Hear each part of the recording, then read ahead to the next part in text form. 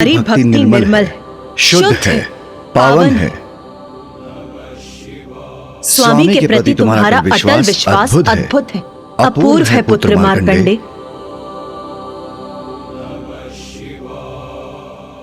यमराज, तुम्हारे अहंकार के दंड स्वरूप आज मेरे हाथों तुम्हारा अंत होगा काल देवता।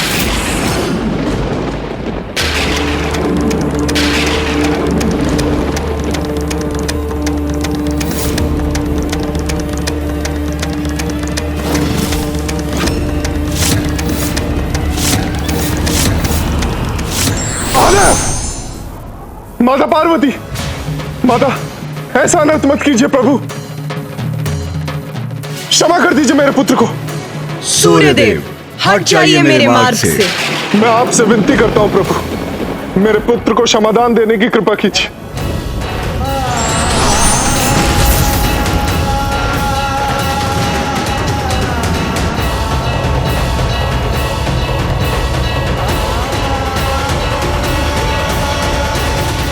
क्षमा कीजिए महादेव, क्षमा कीजिए। माता, यम को यमराज के पद पर प्रतिष्ठित आपने किया। आपने ही मृत्यु के नियमों को निर्धारित किया है। माता, तनिक विचार कीजिए, यदि काल का अंत हो गया तो मृत्यु का चक्र भी समाप्त हो जाएगा और संसार में असंतुलन उत्पन्न हो जाएगा। मैं निवेदन करता हूं, जगत जननी है आप, जगत पिता है आप, यम को क्षमा कर दीजिए, अपनी संतान पर दया कीजिए।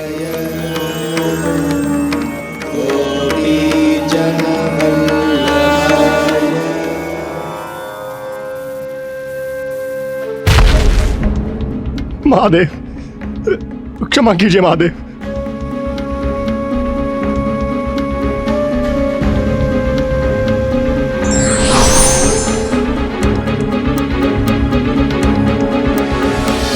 मुझसे बहुत बड़ा अपराध हुआ है महादेव, मुझे क्षमा कीजिए माता, मुझे क्षमा कीजिए।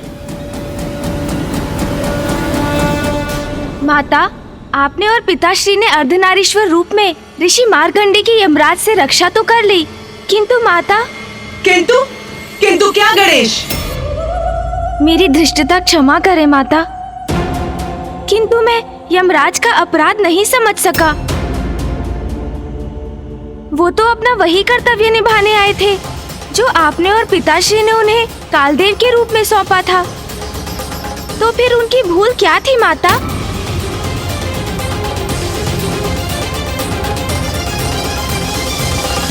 हाँ माता, वो तो आपके ही आदेश का पालन करने के लिए प्रस्तुत हुए थे कि समय आने पर मनुष्य की मृत्यु का होना विधि का विधान है।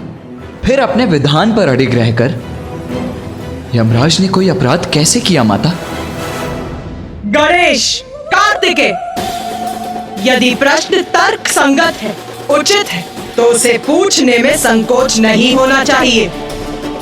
उस दिवस हमसे क्षमा याचना करने के पश्चात यमराज ने भी महादेव से यही प्रश्न किया था। तो माता, पिताश्री ने उन्हें क्या उत्तर दिया? महादेव ने कहा, यम, तुम यही जानना चाहते हो ना कि तुमसे क्या अपराध हुआ? तो सुनो, तुम्हारी पहली भूल मार्कंडे के प्राण को यमलोक ले जाने के लिए तुम्हारा यमदूतों को भेजना, जबकि यह स्पष्ट है संतों ऋषियों के प्राणों को हरने के लिए तुम्हें स्वयं आना चाहिए था। माता, भैरवी द्वारा निर्धारित नियमों के अनुसार संतों ऋषियों की आत्माओं को लेने आपको स्वयं जाना चाहिए। यदि प्रत्येक ऋषि और संत के प्राण हम स्वयं लेने जाएंगे तो यमलोक की व्यवस्था कौन संभालेगा? तुम्हारी दूसरी भूल अधिकार के अहंकार में आकर मेरे भक्त मार्कंडे द्वारा की जाने वाली मेरी पूजा में व्यवधान डालना।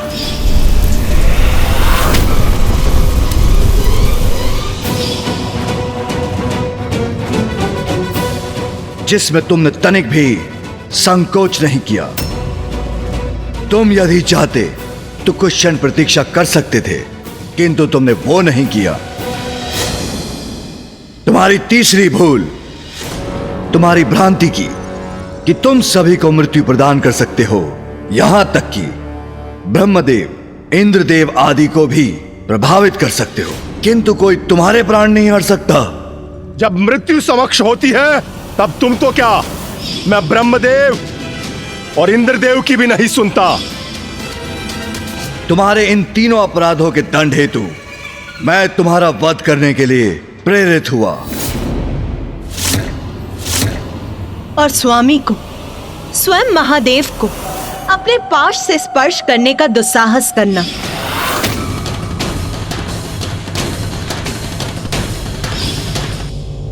इन सभी में सबसे बड़ा अपराध था। महादेव, माता भैरवी ने मुझे इतना महत्वपूर्ण दायित्व दिया जिसके कारण मुझ में अहंकार जागृत हुआ। मुझे क्षमा कीजिए महादेव, मुझे क्षमा कीजिए माता।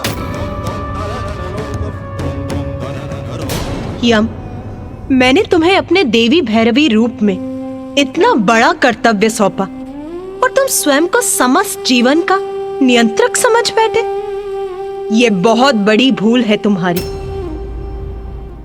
तुम्हारा चुनाव एक अत्यंत महत्वपूर्ण दायित्व निभाने के लिए हुआ है, किंतु तुम उस शक्ति का अहंकार कर उसका दुरुपयोग करने लगे। ये सर्वथा अनुचित है। क्षमा कीजिए माता, मुझसे भूल हुई है।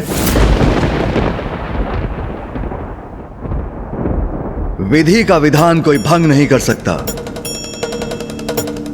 इसलिए बालक मार्कंडे के लिए उस विधान का अपमान मैं भी नहीं करूंगा। आयु पूर्ण होने पर मनुष्य को मृत्यु अवश्य प्राप्त होनी चाहिए।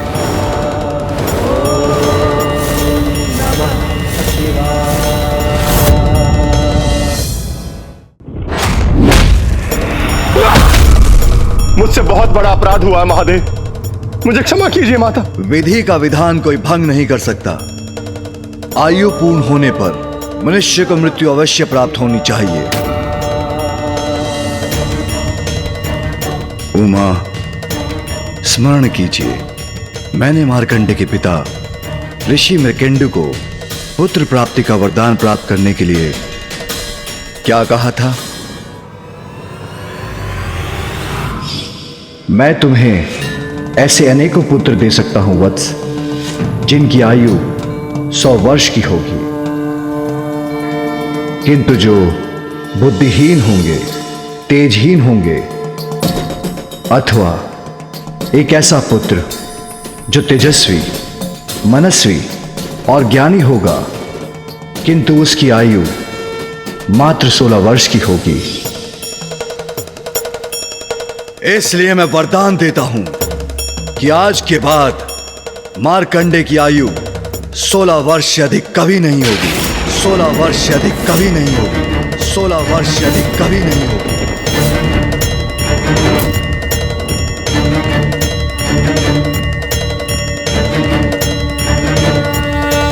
इस अवस्था में यमराज को मार्कंडे को मृत्यु प्रदान करने की कोई आवश्यकता ही नहीं।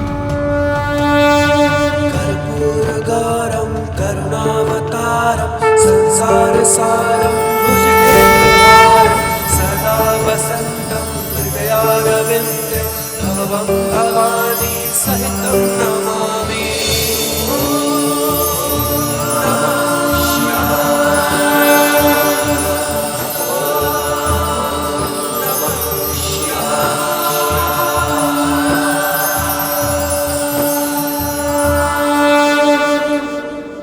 आज से संसार के अंत तक बालक मार्कंडे की आयु में कोई वृद्धि नहीं होगी।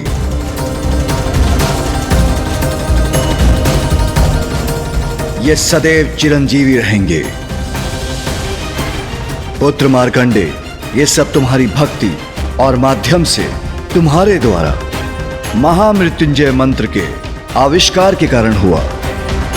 जब तुम अपनी मृत्यु को अपने समक्ष पाकर निरुपाय हो चुके थे, तो तुमने भक्ति और निष्ठा से मुझे पुकारा और तुम्हारे मुख से स्वतः ही महामृत्युंजय मंत्र प्रस्फुटित होने लगा। तब तुम्हें इस मंत्र का महत्व ज्ञात नहीं था पुत्र मार्कंडे, किंतु महामृत्युंजय मंत्र के जाप से ही तुम्हारे प्राणों की रक्षा संभव हुई।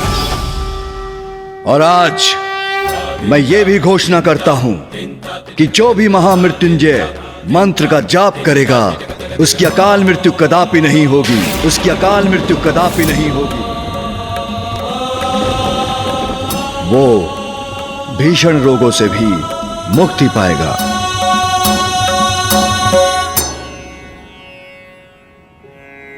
महादेव, मैं कृतार्थ हुआ प्रभु। आज आपने और माता ने एक पुत्र को यह अवसर प्रदान किया कि वो अपने माता पिता की निराशा को आशा और आनंद में परिवर्तित कर सके। ये आपकी दया, कृपा और आशीष का ही परिणाम है। पुत्र मार्कंडे, मुझे पूर्ण विश्वास था तुम्हारी प्रार्थना महादेव तक अवश्य पहुंचेगी।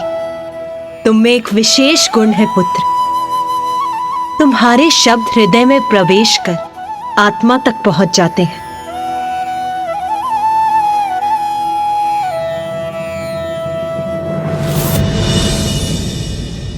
ये सब आप ही की लीला का चमत्कार है, आप ही का आशीर्वाद है माता। माता, आपकी लीला तो अपरंपार है। अब सृष्टि का चक्र तो पूर्ण हो चुका था ना माता, क्योंकि अब तो माता भैरवी के रूप में आपने मृत्यु की भी रचना कर दी थी। अर्थात अब समय आने पर सभी प्राणियों की मृत्यु के पश्चात उनका यमलोक जाना निश्चित हो गया, जहाँ वो पश्चाताप और साधना कर अपने कर्मों के अनुसार उचित लोक में प्रवेश करेंगे। तो अब तो संसार में पूर्णता थी ना माता? नहीं, नहीं, नहीं। अभी तक अच्छे और बुरे कर्मों का फल मृत्यु के बाद ही प्राप्त होता था, किंतु अब महादेव, नारायण और ब्रह्मदेव की इच्छा थी कि एक ऐसा विधान बने जिससे जीवों को उनके कर्मों का फल उनके जीवन काल में ही प्राप्त हो। मुझे त्रिदेवों का ये प्रस्ताव स्वीकार नहीं था, किंतु मेरे अगले स्वरूप की स्वीकृति प्राप्त करने के लिए उन्होंने मेरे साथ एक छल किया। त्रिदेवों ने आपके साथ छल किया माता? जिसके परिणाम स्वरूप मैंने अपने स्वामी के साथ त्रिदेवों को उचित पाठ सिखाया। माता ने उचित पाठ सिखाया त्रिदेवों को? ऐसा क्या छल किया था त्रिदेवों ने जिससे माता उन्हें दंडित करने के लिए विवश हो गई? गणेश, तुम अपनी जिज्ञासा शांत करने हेतु यहाँ उपस्थित ब्रह्मदेव और नारायण से ही क्यों नहीं पूछ लेते कि कैसा छल किया था उन्होंने मेरे साथ?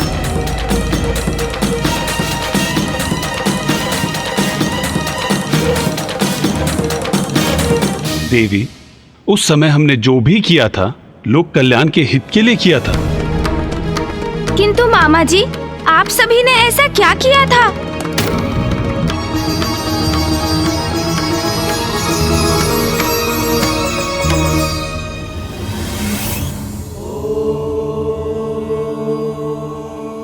माधव, माधव टमाटर दीजिए, माधव इस बार टमाटर दीजिए।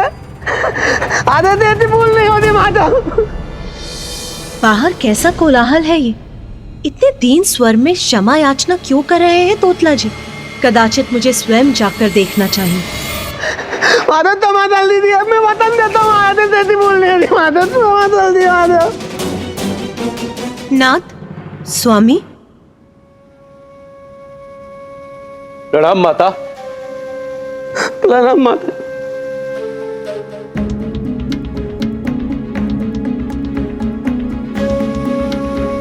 किस अपराध की क्षमा मांग रहे हैं तोतला जी?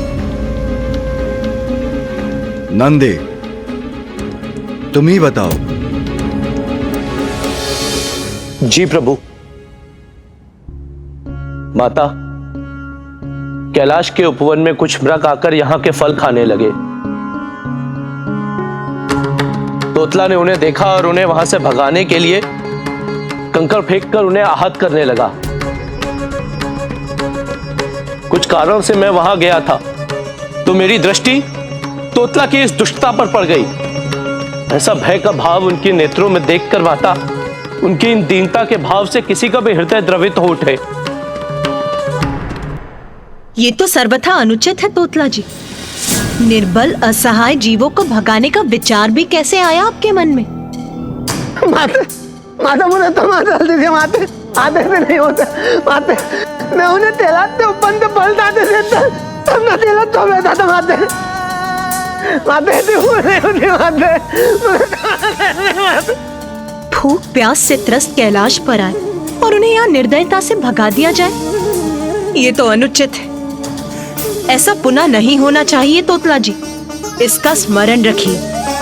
अब जाइए यहाँ से। माते मैं तुम्हें अल्लाह तुम ना माते।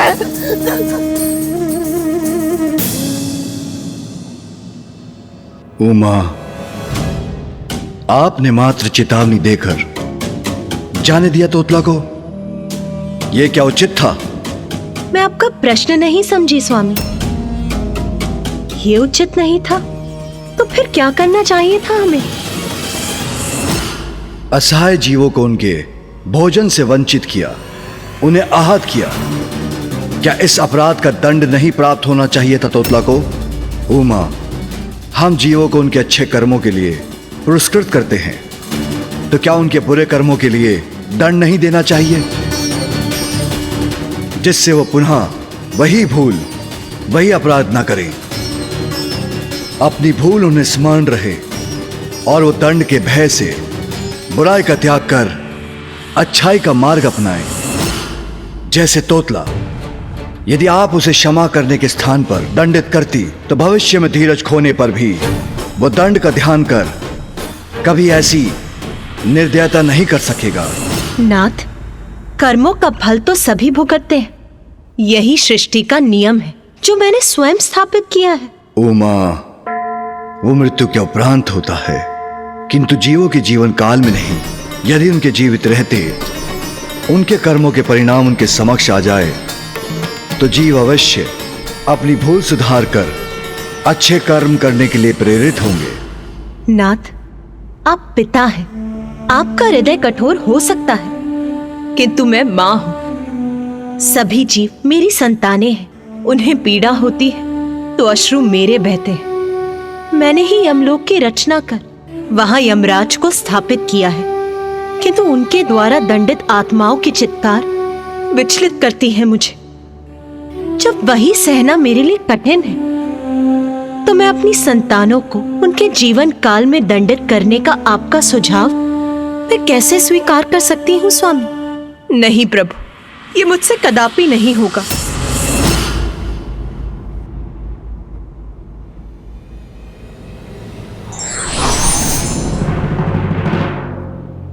नारायण, मैंने देवी पार्वती से संवाद किया, किंतु जीव उसी जीवन काल में दंडित हो यह आपकी बहन को कदापि स्वीकार नहीं।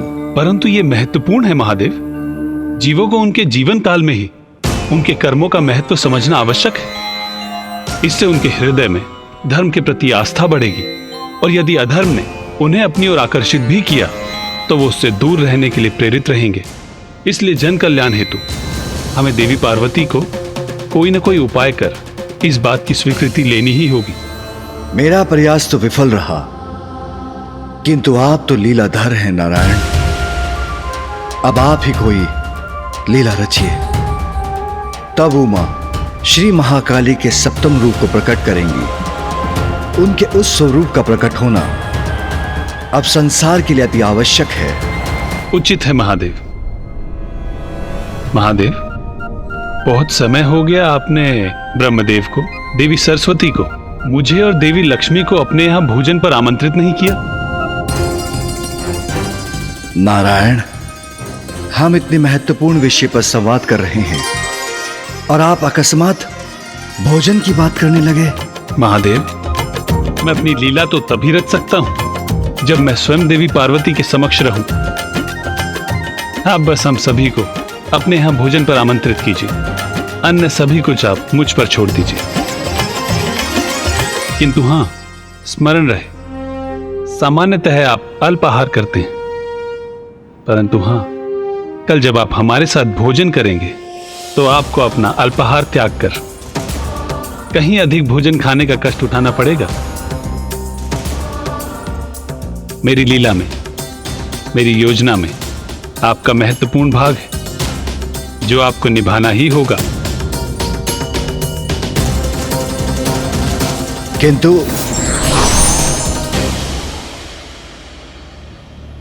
अधिक भोजन जो मैं कभी नहीं करता, किंतु नारायण का कहा भी नहीं टाल सकता मैं।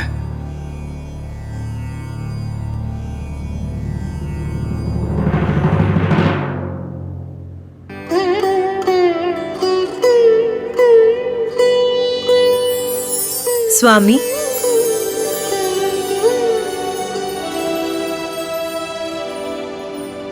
स्वामी, आप ध्यान में लीन हो जाते हैं तो सब कुछ भूल जाते हैं, आहार करना भी। लीजिए, पहले फलाहार कर लीजिए, उसके बाद पुनः ध्यान कर लीजिएगा।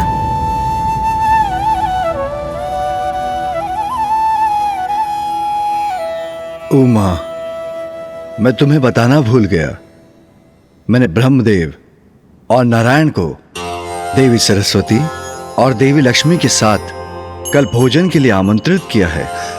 ये तो बहुत उत्तम समाचार है, बहुत आनंद आएगा। किंतु आपने उन्हें आमंत्रित कर लिया और आप मुझे अब बता रहे हैं। मुझे अभी कल की व्यवस्था आरंभ करनी होगी, मेरे पास समय नहीं है। मैं अभी जाके गढ़ों को उनके कार्य सौंपती हूँ। व्यवस्था उचित होनी चाहिए और समय कम है, मुझे सब कुछ शीघ्रता से करना होगा।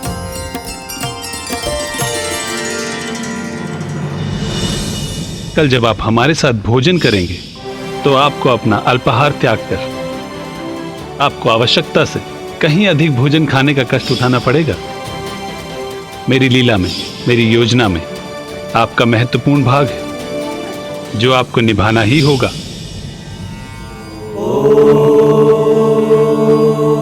ज्ञात नहीं कैसी लीला रच रहे हैं लीलाधर नारायण, किंतु कल उनके कहे अनुसार अत्यधिक भोजन करने के लिए मुझे आज उपवास रखना ही होगा।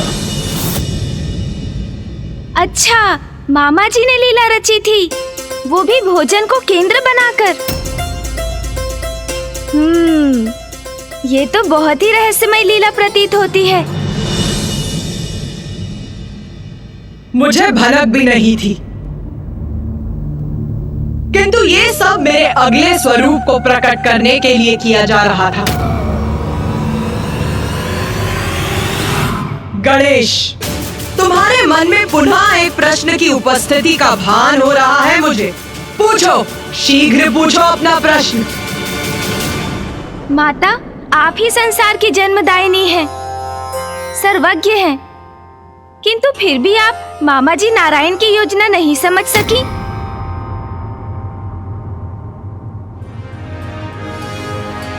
हाँ माता, आपने ही अपनी लीला के माध्यम से मधु और कैटव असुरों को उत्पन्न किया। मामा जी को उनकी योग निद्रा से बाहर निकालने में भी आप ही उनकी सहायक बनी।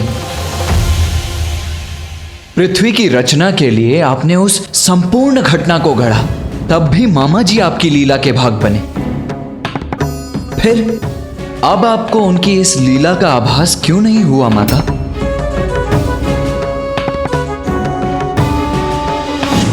उत्तम उत्तम प्रश्न पूछ रहे हो तुम दोनों। श्री महाकाली के रूप में मुझसे कुछ नहीं छिपता, क्योंकि तब मेरी चेतना निर्गुण रूप में सर्वाधिक सशक्त होती है, किंतु पार्वती रूप में मेरी ही चेतना शरीर से बंध कर मेरे ही द्वारा निर्धारित नियमों से सीमित हो जाती है। तब मोह और भावनाओं से प्रेरित होता है मन, मेरी सतर्कता का हवास होता है, और इसीलिए तब लीलाधर नारायण अपनी लीला से मुझे प्रभावित करने में सफल हुए। फिर क्या हुआ माता? क्या फूफा जी, बुआ जी, मामा जी और मामी जी सभी भोजन करने कैलाश आए? हाँ गणेश, भोजन के लिए सभी का कैलाश आगमन हुआ और तभी आरंभ हुआ नारायण की इस लीला का। मेरा अगला महाविद्या स्वरूप धूमावती है।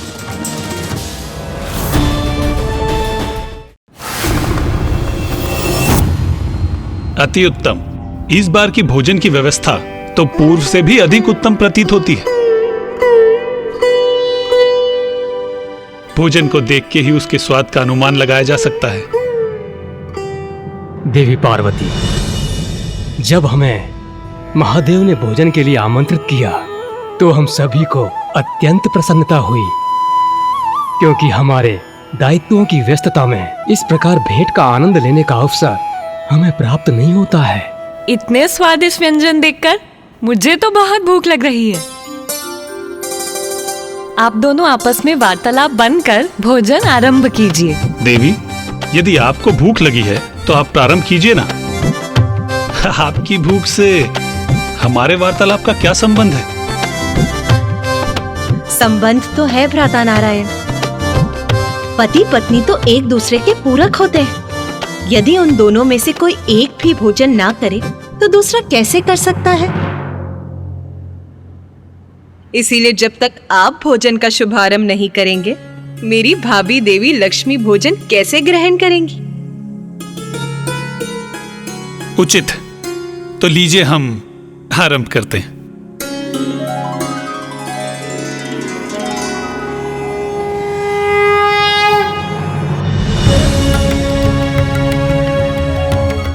देवी पार्वती ने उचित कहा। पति पत्नी में एक भोजन से वंचित रहे तो दूसरे को भोजन करने की इच्छा कैसे हो सकती है? एक साथ भोजन करने का सुख ही कुछ और है। जो पति पत्नी साथ भोजन करते हैं उनका स्नेह सदा बना रहता है। देवी पार्वती, इतना स्वादिष्ट भोजन है कि मुझसे तो रुका ही नहीं जा रहा।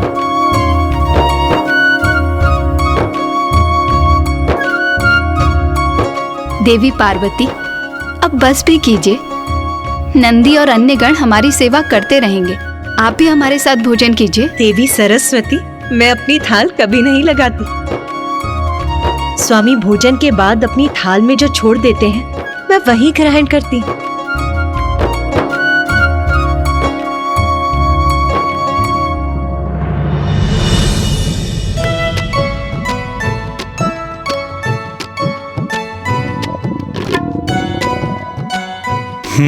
प्रतीत होता है बहन पार्वती को भी भूख लगने लगी।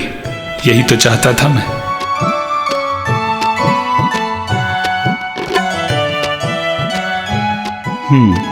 यही उचित समय है मेरी लीला के प्रारंभ का। स्वामी को सदा मेरा स्मरण रहता है। मेरे प्रति उनके स्नेह का परिचायक है ये भोजन। इसीलिए कितनी भी भूख क्यों ना लगी हो मुझे, मैं तो उसी भोजन की प्रतीक्षा करूंगी जो स्वामी ने मेरे लिए शेष रखा है।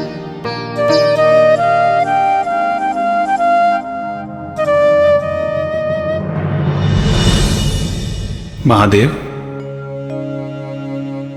आपने वचन दिया था कि आज आप अधिक मात्रा में भोजन करेंगे, तो फिर आप अपनी थाल पर भोजन क्यों छोड़ रहे हैं? क्योंकि नारायण, मैं तो सदा उमा के लिए भोजन शेष रखता हूं। महादेव, आज आप देवी पार्वती के लिए भोजन कदापि शेष नहीं रखेंगे। नारायण, ये आप क्या कह रहे हैं? भोलेनाथ, आज कोई प्रश्न नहीं। जब आपने सब मुझ पर छोड़ा है तो मेरी लीला मेरे अनुसार ही होने दीजिए।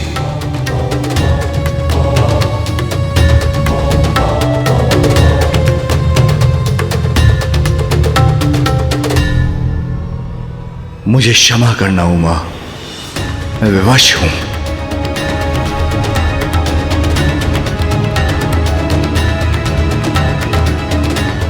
नारायण को वचन दिया है, इसलिए मुझे ऐसा करना ही होगा।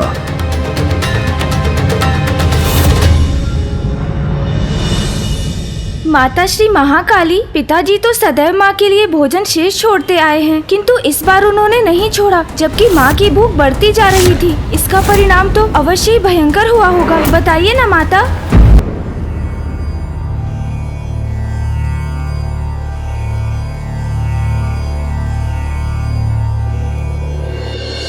सब कुछ बहुत अच्छे से हो गया ना स्वामी? भ्राता नारायण, देवी लक्ष्मी, देवी सरस्वती और ब्रह्मदेव सभी ने बहुत मन से भोजन किया। सभी बहुत प्रसन्न हुए, है ना नाथ? हाँ हाँ, मुझे ज्ञात है आप क्या कहना चाह रहे हैं। चिंता मत कीजिए, मैं भी भोजन करने ही जा रही हूँ। उचित है उमा, तो मैं ध्यान में बैठता हूं।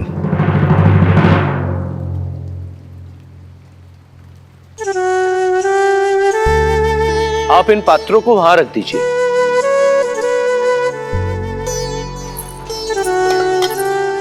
नंदी जी, सभी गणों को भोजन दे दिया ना? जी माता, दे दिया है। और पशुओं को? माता, उन्हें भी भोजन दे दिया है। उचित है। तो नंदी जी, अब आप भी भोजन कर लीजिए। उचित है माता। माता, सदैव के समान महादेव की थाली आपके लिए रख दी है, आप भी भोजन कर लीजिएगा। जी।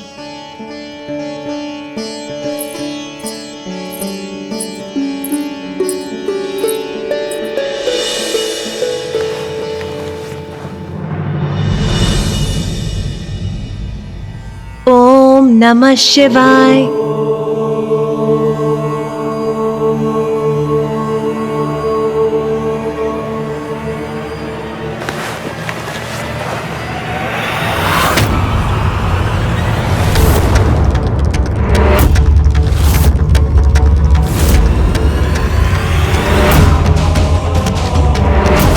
इतना स्वादिष्ट भोजन है कि मुझसे तो रुका ही नहीं जा रहा। आप भी हमारे साथ भोजन कीजिए। देवी सरस्वती, मैं अपनी थाल कभी नहीं लगाती। स्वामी भोजन के बाद अपनी थाल में जो छोड़ देते हैं, मैं वही ग्रहण करती हूँ। ये क्या? स्वामी ने मेरे लिए कुछ भी शेष नहीं रखा।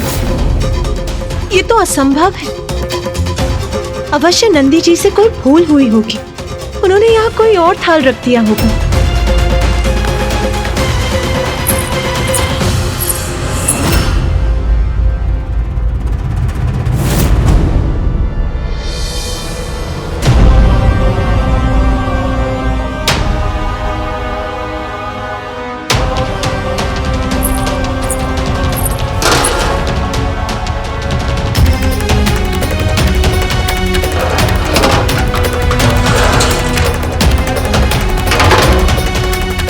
मैंने सबको भोजन कराया, किंतु मेरे लिए भोजन नहीं था। और तो और महादेव ने भी मेरे लिए भोजन शेष नहीं छोड़ा। मेरी भूख के कारण मेरा क्रोध अपने चरम पर था। रसोई में तो अन्न का एक दाना भी शेष नहीं है। मुझे इतनी भूख लगी है और यहाँ तनिक भी भोजन नहीं है। बहन पार्वती,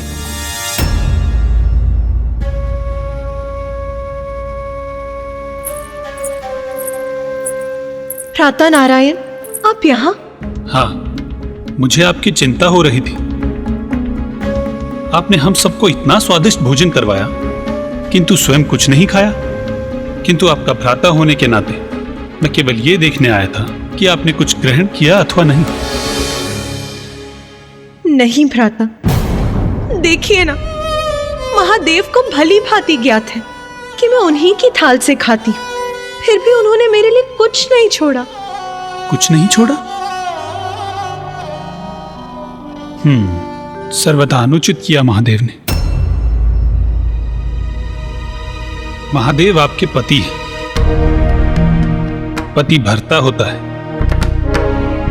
और पति का दायित्व होता है कि वो अपनी पत्नी का भरण पोषण करे।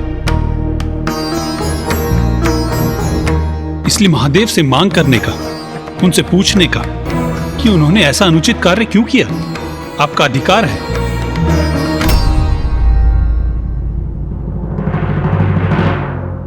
एक पत्नी अपने पति के लिए सर्वस्व निछावर कर देती है। आपको स्मरण है ना कि देवी लक्ष्मी ने मुझसे पूर्व भोजन ग्रहण करने से मना कर दिया था। आपने इतना सब कुछ किया, किंतु महादेव ने यह सुनिश्चित किए बिना कि आपने भोजन किया अथवा नहीं, वो ध्यान में चले गए। सर्वथा अनुचित किया महादेव ने। एक पति का दायित्व होता है कि वो अपनी पत्नी का भरण पोषण करे, और यदि महादेव ने अपना दायित्व नहीं निभाया तो उनसे क्रोधित होने का, उनसे प्रश्न पूछने का पूर्ण अधिकार है आपका। आप उचित कह रहे हैं भ्राता नारायण। मैं भूख से व्याकुल हो रही हूँ और महादेव को मेरे तनिक भी चिंता नहीं।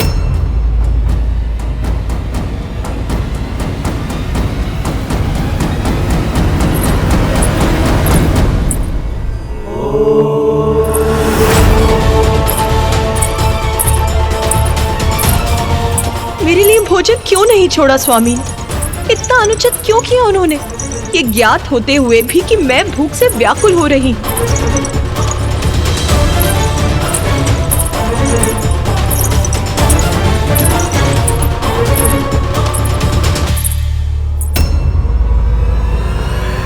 ये क्या नाथ, मुझे आपके पत्नी को भोजन का एक निवाला भी प्राप्त नहीं हुआ और आप यहाँ निश्चिंत होकर ध्यान मग्न बैठे हैं।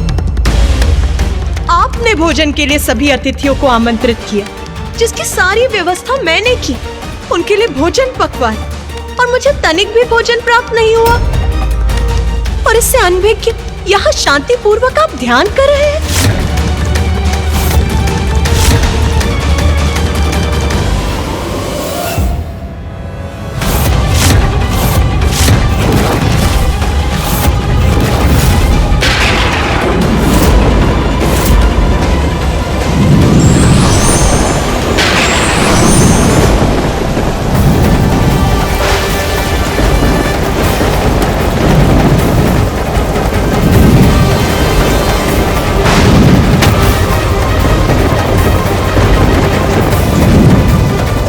मैंने आपसे मात्र इतनी सी मांग की थी कि आप अपने भोजन में से मेरे लिए थोड़ा सा भोजन शेष रखें, किंतु क्या ऐसा किया आपने? नहीं।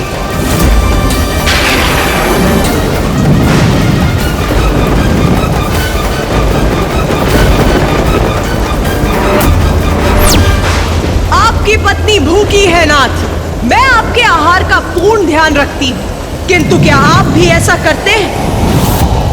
उत्तर दीजिए, मुझे भोजन कौन कराएगा?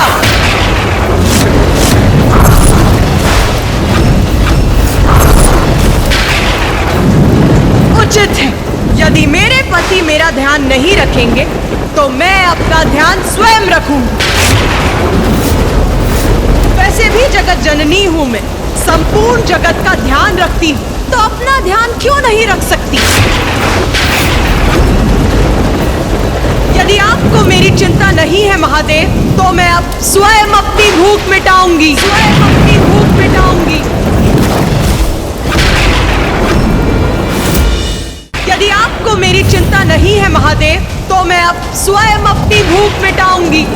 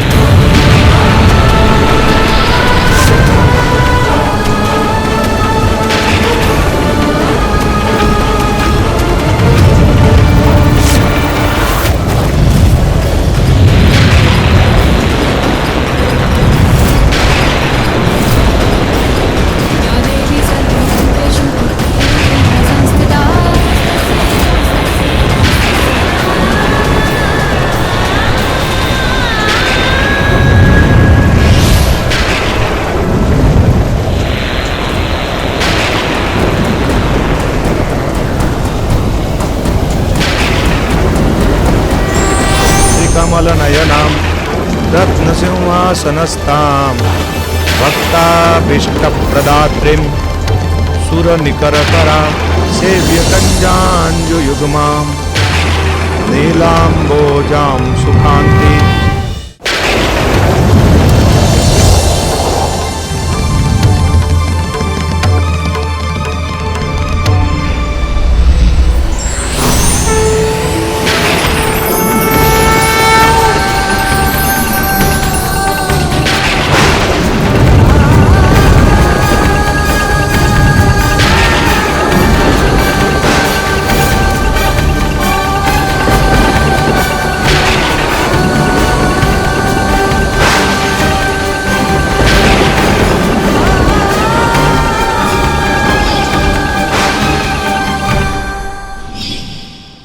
भूख मिटाने के लिए मैं क्या कर बैठी?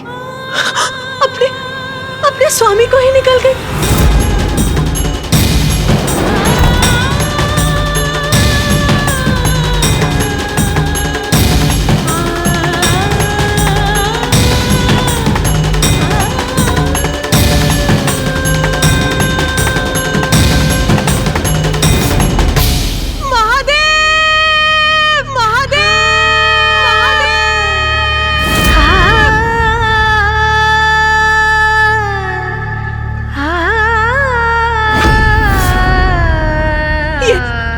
मुझसे क्या हो गया नाथ? आपके बिना तो मैं कुछ भी नहीं हूँ। और जब महादेव मेरे उदर में समाहित हुए तो मुझ में एक बड़ा परिवर्तन आया। महादेव से रिक्त मैं एकाकी रह गई। मेरे समस्त आभूषण, सजग रेशमी वस्त्र आदि क्षीण हो गए और मैं हो गई कठोर, निर्मम, तटस्थ। और फिर जब मुझे समझ आया कि मैं क्या कर बैठी हूँ, तो मैं अपने ही अपराध बोध से ज्वलित हो उठी और पश्चाताप की उस अग्नि से मेरा तन वाष्प बन उठा।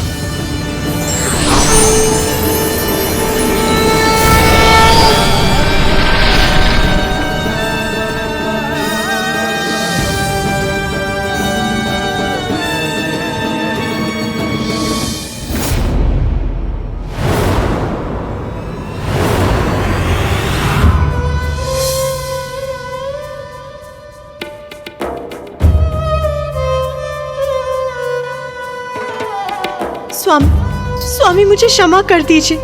मुझे ज्ञात नहीं क्रोधवश में ये क्या कर बैठी। मुझे क्षमा कर दीजिए। उमा, आपको क्षमा याचना करने की कोई आवश्यकता नहीं,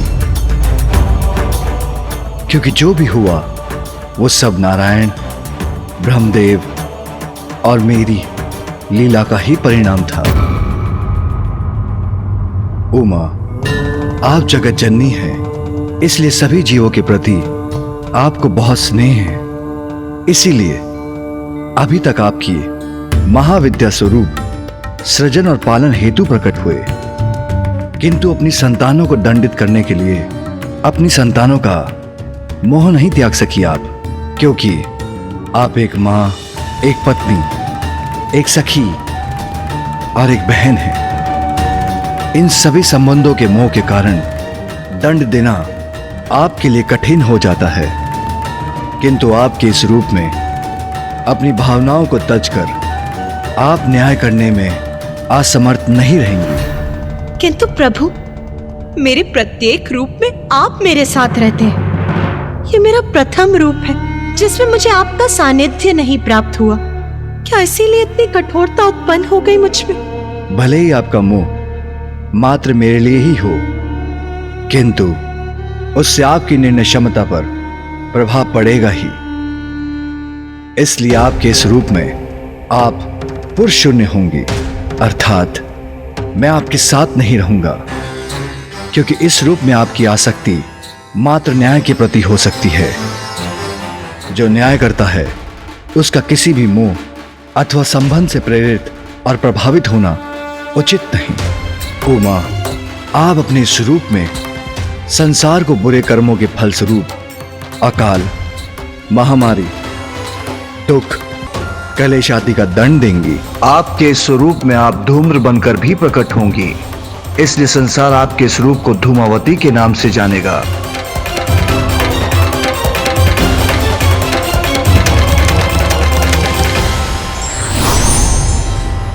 हमें क्षमा कर दीजिए देवी पार्वती, हम ये लीला करने पर बाध्य हो गए थे, जिससे आपका सप्तम महाविद्या स्वरूप प्रकट हो सके। देवी पार्वती, आप देवी धूमावती रूप में सदैव श्रेष्ठ न्याय करने का अति आवश्यक दायित्व निभाएंगी, क्योंकि जब बुराई के पथ पर चलने वाले अपने जीवन काल में दंडित होंगे तो वो स्वयं को सुधार कर अपने शेष जीवन में अच्छे कर्म करने को प्रेरित भी होंगे।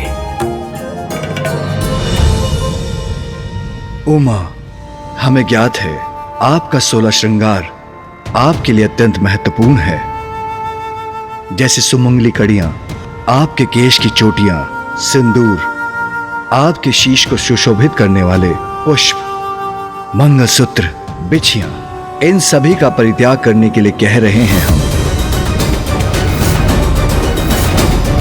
और उससे भी अधिक आपको मुझसे दूर रहना होगा, क्योंकि संसार के कल्याण के लिए आपको यह अवतार लेना ही होगा।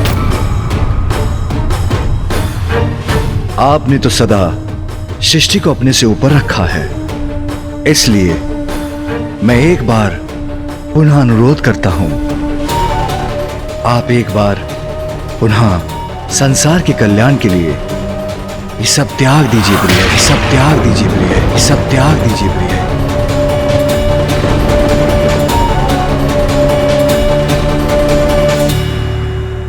स्वामी, आप मुझे जिस विरक्त और दारुण अवतार को धारण करने के लिए प्रेरित कर रहे हैं, वो मेरे लिए सरल नहीं है।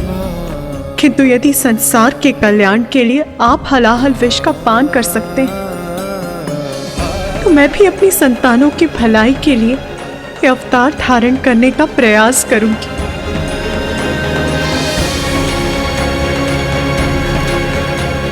मुझसे दूर रहना तो आपके लिए भी सरल नहीं होगा नाथ, किंतु यदि मुझे निष्पक्ष होकर न्याय करने हेतु ये पुरुष शून्य अवतार लेना होगा, तो मुझे ये भी स्वीकार है।